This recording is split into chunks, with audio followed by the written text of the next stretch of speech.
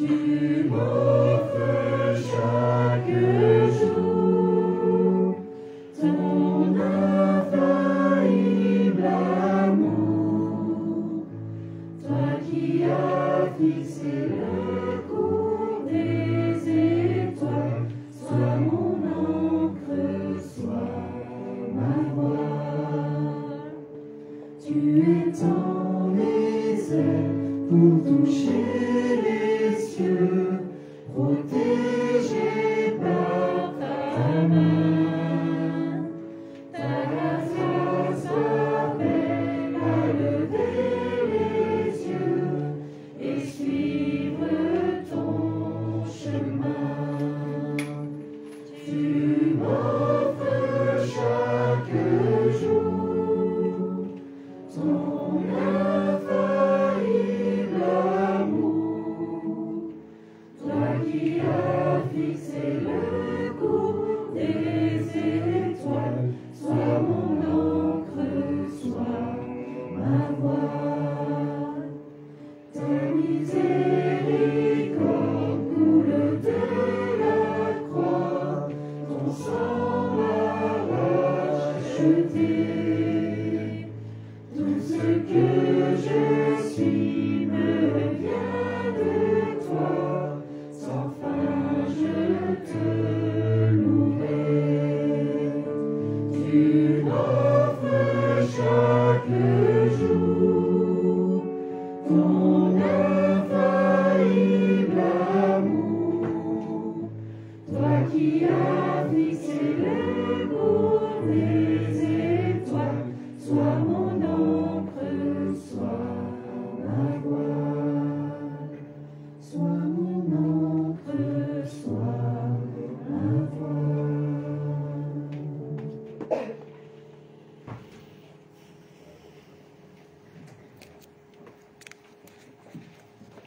Merci. Passer un moment. Seigneur, dirige-le. Voilà, faut que ce moment soit un moment aussi entre ce qu'on a déjà reçu et ce qu'on va encore recevoir. Qu'on puisse entendre ce que tu nous avais dit ce matin. Peut-être un couronnement, peut-être une exhortation. Que chacun prenne ce que Dieu doit lui dire, qui est différent pour chacun.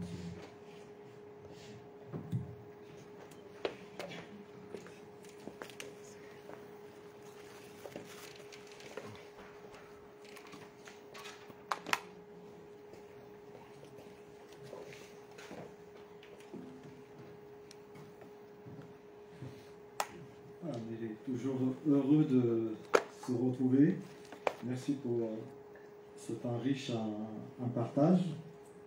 Merci pour ceux qui ont pu s'exprimer. C'est une richesse de pouvoir les uns les autres partager. Alors, parfois, les messages, on pense que celui qui apporte le message va viser certaines personnes. Alors, je tiens à dire que je ne vise personne dans mes messages. J'ai toujours appris à écouter ce que Dieu me demandait d'apporter, puis de l'apporter, puis après si ça parle aux uns et aux autres, tant mieux, même si parfois ça peut être un peu bousculant, mais c'est pas mon but, le but c'est d'apporter ce que Dieu a mis sur mon cœur ce matin, et j'espère qu'ensemble nous allons pouvoir cheminer et partager après le message peut-être des interrogations que nous avons par rapport à ce qu'on a entendu, ce qu'on a vécu ensemble. Alors, pour la première fois dans l'histoire de notre humanité, l'homme a construit un dispositif technique extraordinaire, capable de dispenser les hommes de toute communication directe.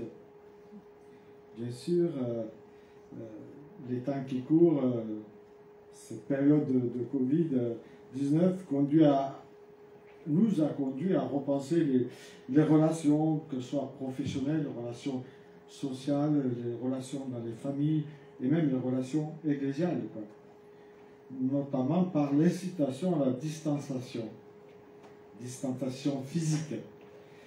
Alors un grand nombre d'églises ont dû prendre des mesures, ils ont tenu leur culte en diverses réunions, que ce soit sur Zoom, sur Jitsi, sur d'autres applications même. mais c'était une manière de pouvoir être encore ensemble. Il y a du bon dans ces rencontres, dans la technique, dans le monde moderne, il y a toujours du bon, mais après on sait qu'il y a des choses qui peuvent être moins bonnes aussi. Il y a du bon parce que justement, les gens qui ne peuvent pas se dépasser pour X raisons peuvent, malgré la distance, vivre le culte et partager même justement avec le micro qui passe comme ça autour et dans la salle, ça nous permet de partager. Mais il y a toujours un danger à se trouver des alibis pour ne pas se déplacer. Je crois qu'on est les champions pour ça. On favorise parfois la simplicité et aussi notre monde occidental a fait que malheureusement on fait de moins en moins d'efforts. Alors, il y a du bon côté, mais il y a aussi le mauvais côté. Et c'est vrai qu'aujourd'hui on tourne et on vit dans un christianisme qui est vraiment virtuel dans beaucoup d'églises, déconnecté parfois de la réalité, mais surtout déconnecté de cette communion fraternelle à laquelle le Christ nous a tous appelés à vivre la communion fraternelle. Alors s'il offre des cultes en direct et variés, l'objectif ultime, en tout cas pour ma part, et il me semble que ça coule de source, est toujours le même, que les internautes rejoignent tôt ou tard une communauté où ils vont se sentir bien, une communauté où ils vont pouvoir partager les uns avec les autres, mais partager en chair et en os plutôt que virtuellement. Et donc pour cela, j'ai choisi 3 passages qui m'ont interpellé. Le premier, c'est Romains 10, 17, un passage que nous connaissons. C'est Paul qui enseigne toute une doctrine jusqu'au chapitre 12. Du premier chapitre au chapitre 12, Paul va exposer une doctrine, la doctrine de Dieu. Et dans Romains 10, 17, il dit cela, la parole, et il parle de cette parole, il dit justement d'où naît la foi. La foi naît du message que l'on entend. Le message, c'est celui qui s'appuie sur la parole de Christ. Le message vient de la parole du Christ. Et un peu plus loin, c'est de Timothée 3,16, où il dit « Toute écriture est inspirée du Dieu et utile pour convaincre, pour corriger, pour redresser. » Je trouve que là, on a pas mal de pistes pour notre vie spirituelle, pour notre marche spirituelle, les uns avec les autres, mais aussi personnelle. Et le dernier passage, c'est Ephésiens 5, 25. L'apôtre Paul, de nouveau, qui nous exhorte en Éphésiens.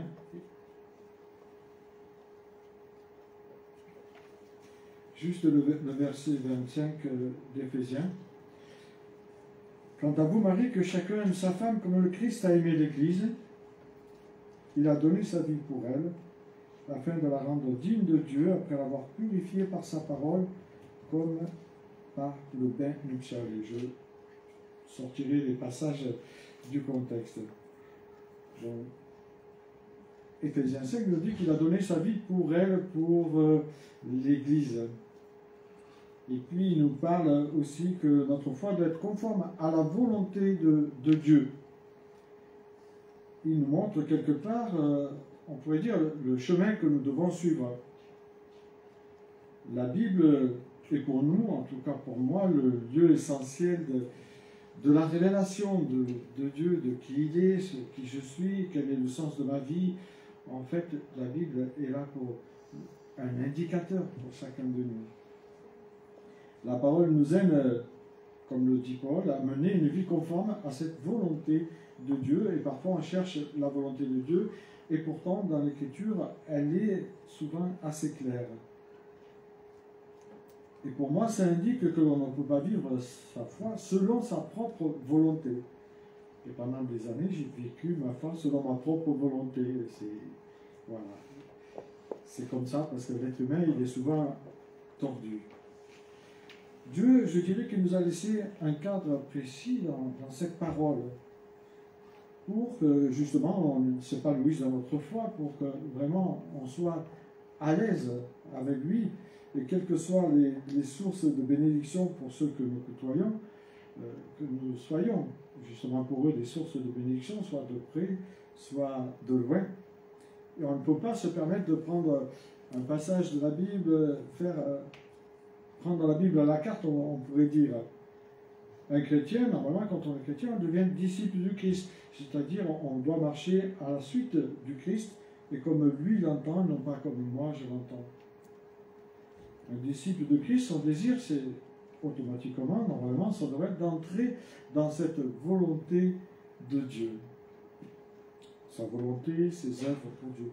Le disciple, en fait, il va se mettre à l'école de Dieu. Donc, si vous parcourez tout le Nouveau Testament, vous verrez que le chrétien n'est jamais un individu isolé. Il n'y a pas d'individu isolé. Il est membre du corps. Alors, l'Église, corps de Christ. Paul, dans Ephésiens 5:25, nous dit qu'il est mort pour l'Église. Il va de soi que le terme Église à l'origine est un terme d'origine païenne. Un terme qui ne désigne pas un édifice, mais des individus, d'un rassemblement, qui vient du grec l'ecclésia, qui désigne l'assemblée d'hommes et de femmes qui se réunissent, et qui sont appelés justement à sortir de là où ils étaient. On pourrait croire alors que les bâtiments n'ont pas leur raison d'être. Et quelque part, c'est un peu juste. Les chrétiens dans le désert, ils se retrouvaient dans des grottes, dans des lieux précis.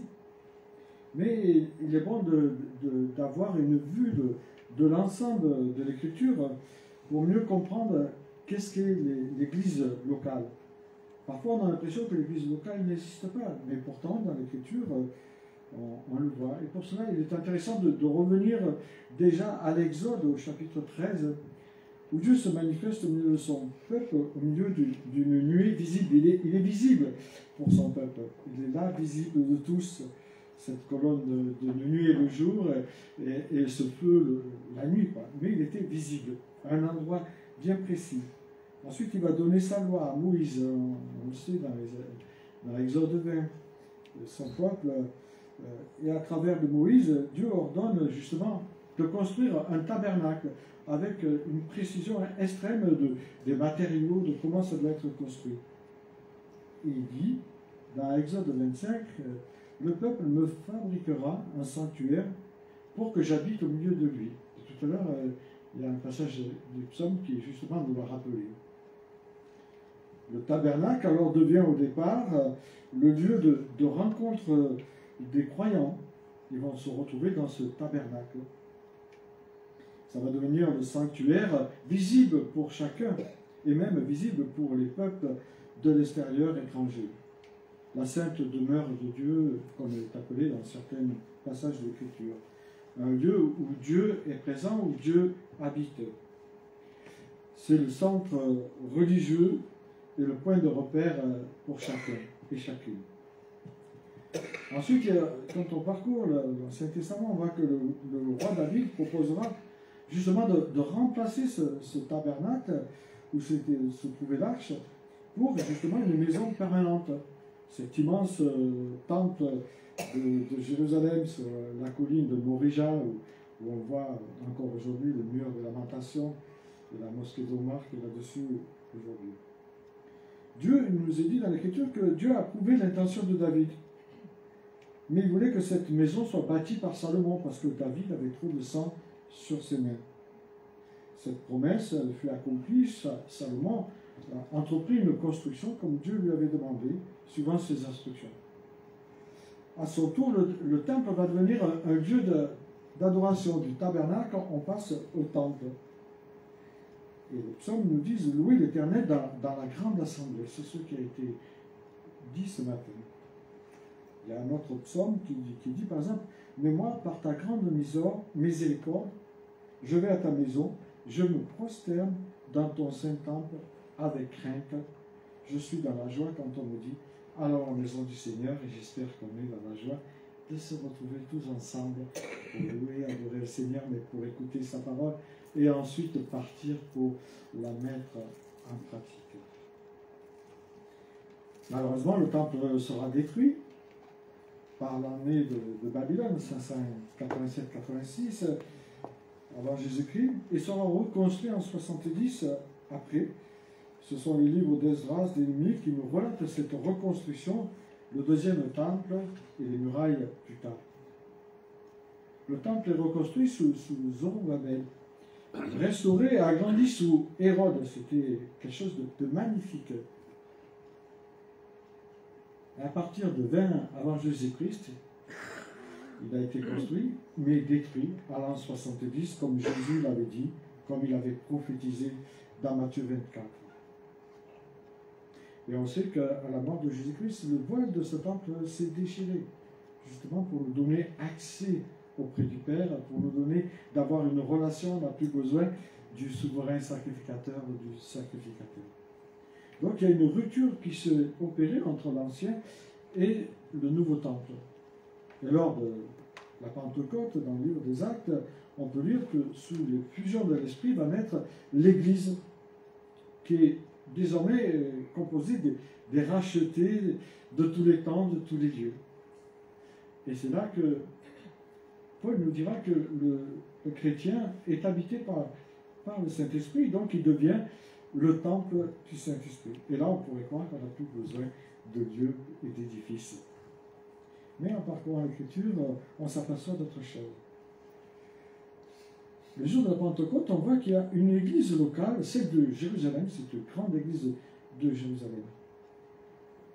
Plus tard, nous voyons qu'il y a des églises dans plusieurs villes qui se constituent à une certaine union. C'est assez intéressant quand on lit le livre des Actes, on voit l'organisation, on voit une collecte dans Acte 11, par exemple, on voit une collecte en faveur de Jérusalem, et puis ensuite on voit un premier concile qui se tient dans Acte 15. Et à cause des persécutions, les disciples vont devoir se retrouver et vivre le culte dans des maisons. Ils ferment les portes parce qu'ils ont peur d'être découverts. On voit dans Acte 12 tout cela. Et ces maisons, souvent on a l'impression que c'est des petits groupes.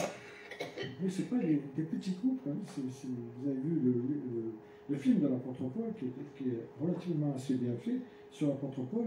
On voit que ces maisons étaient des grandes maisons pour accueillir tous ceux et celles qui étaient persécutés et ils vivaient ensemble communautairement. Donc on voit qu'ils sont passés du temple, quand ils ont commencé à devenir chrétiens, ils ont commencé à prêcher au temple au départ. Et évidemment, ça a fait des bavures dans le temple. Donc après, ils ont commencé dans les synagogues. Là aussi, ça a créé beaucoup de tensions, et on peut comprendre. Et puis ensuite, ils se sont retrouvés dans les maisons pour vivre ensemble leur foi. Et ce qui est formidable, c'est que dans le Nouveau Testament, on trouve beaucoup de versets qui parlent de l'Église universelle, à peu près une trentaine, 28, je pense que c'est à peu près le nombre.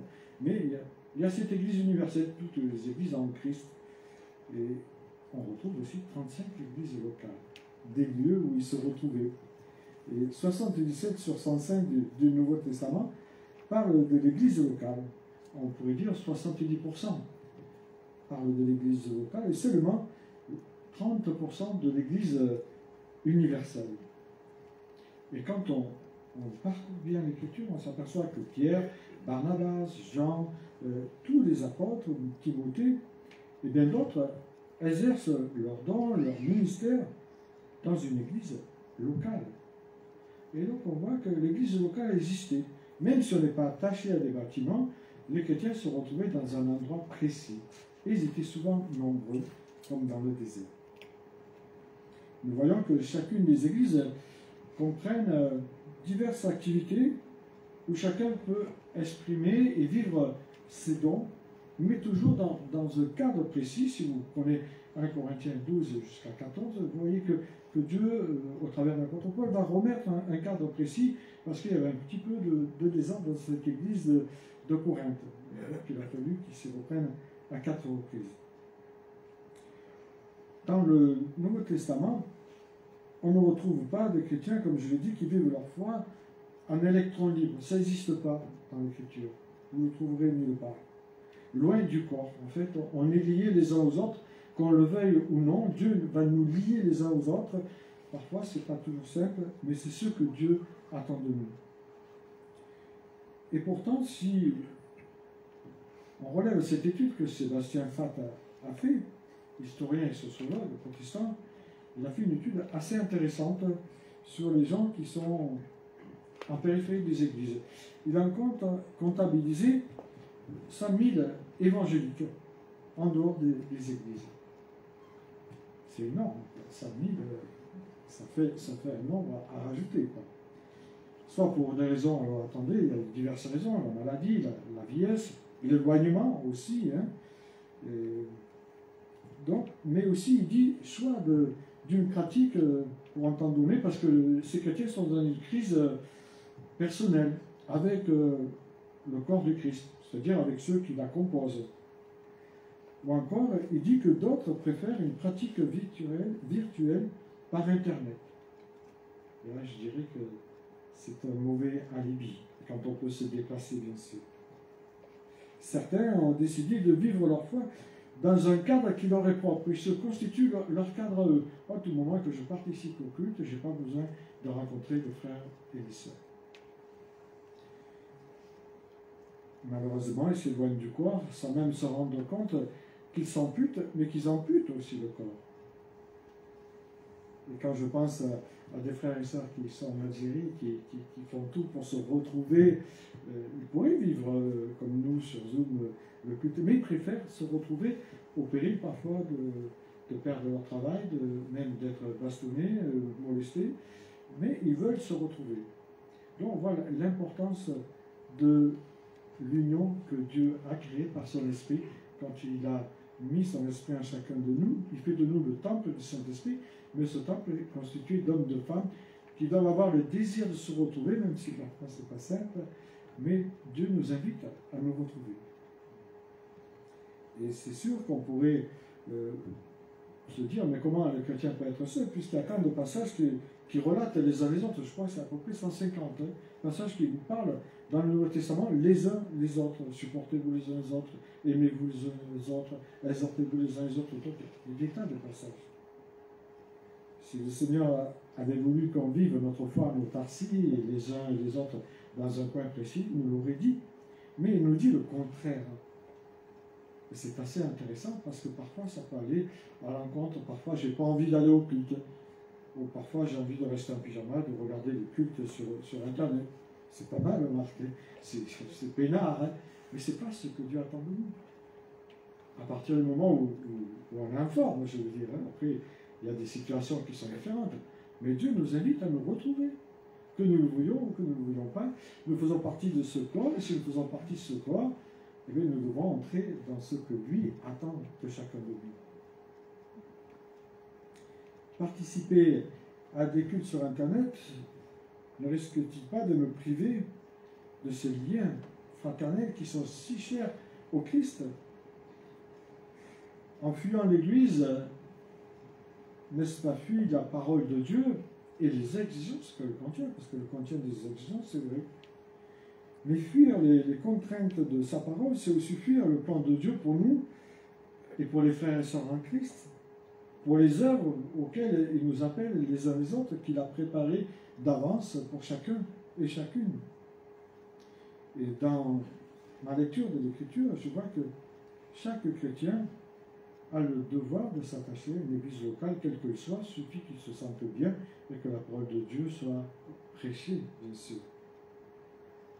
Et le but, c'est de s'enraciner et de s'affermir les uns avec les autres. Donc, si je suis en bonne santé, je ne peux me contenter du culte sur Internet. Je ne peux me contenter d'exhortations sur Internet, ou de messages sur Internet, ou même de louanges. Parce que comment vivre ce que on a vécu en première partie si on était resté à la maison? C'est frustrant. En tout cas, pour moi, c'est frustrant. Tout ce qui est sur Internet, pour moi, je le trouve assez frustrant, mais bien que ce soit bon pour certaines personnes qui ne peuvent pas se dépasser. Vivre sa foi comme on l'entend, sans rien le contraindre, n'est-ce pas quelque part de l'égoïsme? Parce que je ne suis pas égoïste purement?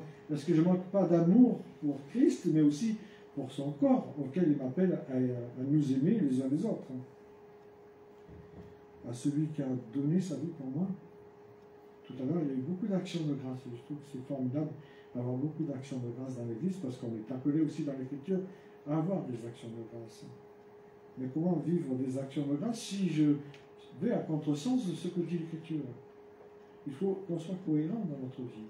Si le Christ est notre Seigneur, ça c'est intéressant, parce que dans le livre des Actes aussi, souvent on dit le Christ est mon sauveur, mais dans le livre des Actes, en premier, on voit que les chrétiens sont des chrétiens et qui acceptent le Christ comme Seigneur. Ça veut dire beaucoup. Et ensuite comme sauveur. Et ça c'est autre chose. Mais souvent nous on met les choses à l'envers. Sauveur ça va, Seigneur c'est compliqué. Et pourtant c'est ce que Dieu nous appelle les uns les autres. N'oublions pas l'Église, l'endroit où notre foi peut se développer, où l'on reçoit des bénédictions divines, mais aussi où on peut apporter des bénédictions divines à des frères et aux sœurs. Alors je dirais, ne privons pas le Seigneur et les frères et sœurs de cette immense richesse que Dieu a fait en créant l'Église. Je vous invite à prier.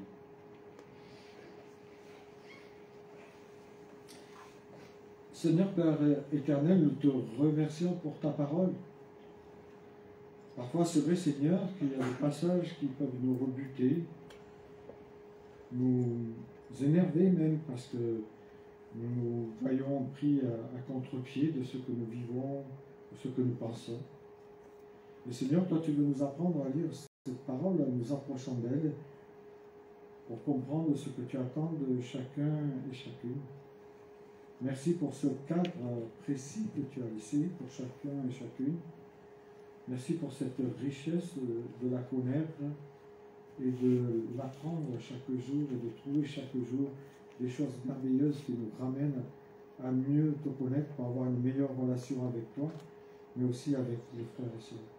Et je te prie pour chacun de nous, Seigneur, pour que tu nous fasses prendre conscience de cette richesse du corps, que tu nous fasses prendre conscience que tu n'es pas seulement mort pour nous, mais tu es mort pour aussi l'assemblée de frères et de sœurs.